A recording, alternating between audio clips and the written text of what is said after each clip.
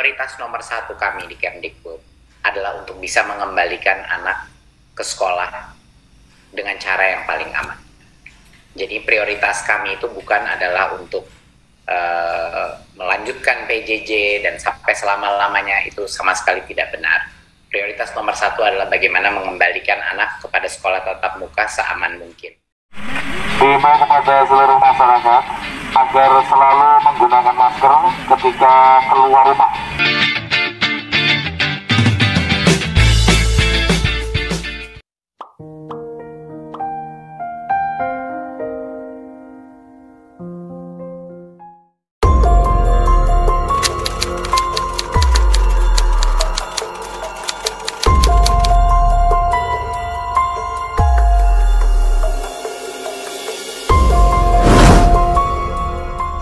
Mendikbud pastikan kebijakan pembelajaran di masa pandemi COVID-19 terlaksana.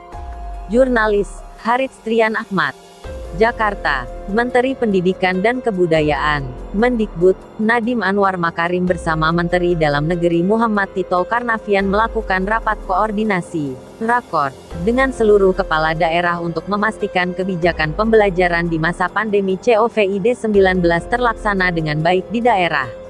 Prinsip kebijakan pendidikan di masa pandemi COVID-19 adalah mengutamakan kesehatan dan keselamatan peserta didik, pendidik, tenaga kependidikan, keluarga, dan masyarakat secara umum, serta mempertimbangkan tumbuh kembang peserta didik dan kondisi psikososial dalam upaya pemenuhan layanan pendidikan selama pandemi COVID-19, ujar Nadiem dalam keterangannya, Kamis, tanggal 3 September tahun 2020.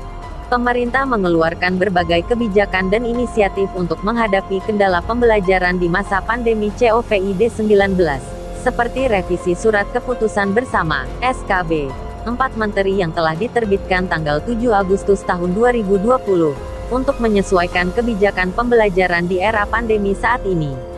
Selain itu, sekolah diberi fleksibilitas untuk memilih kurikulum yang sesuai dengan kebutuhan pembelajaran siswa di masa pandemi, sebagaimana ditetapkan dalam Keputusan Menteri Pendidikan dan Kebudayaan terkait kurikulum pada masa darurat. Kemendikbud juga melakukan inisiatif membantu mengatasi kendala yang dihadapi guru, orang tua, dan anak selama pembelajaran jarak jauh, terang Mendikbud. Nadiem menekankan, bagi daerah yang berada di zona oranye dan merah dilarang melakukan pembelajaran tatap muka di satuan pendidikan dan tetap melanjutkan belajar dari rumah, BDR.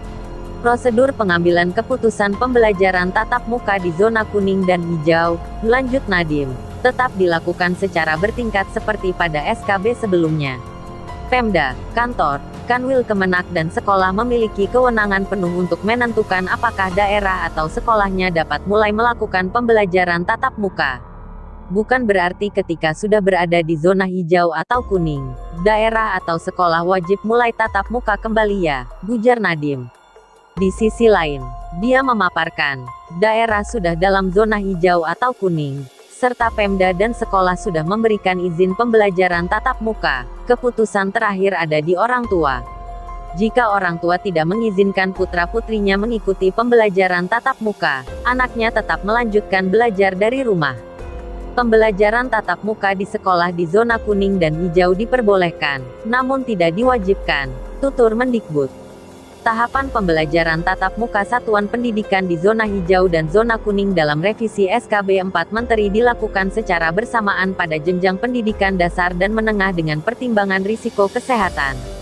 Sementara itu untuk PAUD dapat memulai pembelajaran tatap muka paling cepat 2 bulan setelah jenjang pendidikan dasar dan menengah. Selain itu, dengan pertimbangan bahwa pembelajaran praktik adalah keahlian inti SMK, pelaksanaan pembelajaran praktik bagi peserta didik SMK diperbolehkan di semua zona dengan wajib menerapkan protokol kesehatan yang ketat, ucap Mendikbud. Evaluasi akan selalu dilakukan untuk mengutamakan kesehatan dan keselamatan. Dinas Pendidikan, Dinas Kesehatan Provinsi atau Kabupaten, Kota, bersama Kepala Satuan Pendidikan akan terus berkoordinasi dengan gugus tugas percepatan penanganan COVID-19 untuk memantau tingkat risiko COVID-19 di daerah, tuturnya. Apabila terindikasi dalam kondisi tidak aman, papar Nadiem, terdapat kasus terkonfirmasi positif COVID-19 atau tingkat risiko daerah berubah menjadi oranye atau merah, maka satuan pendidikan wajib ditutup kembali. Satuan pendidikan wajib ditutup kembali, tegasnya.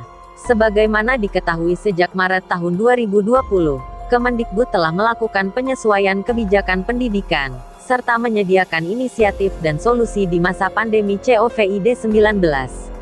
Pada Maret, terdapat pembatalan ujian nasional. Ujian sekolah tidak perlu mengukur ketuntasan kurikulum.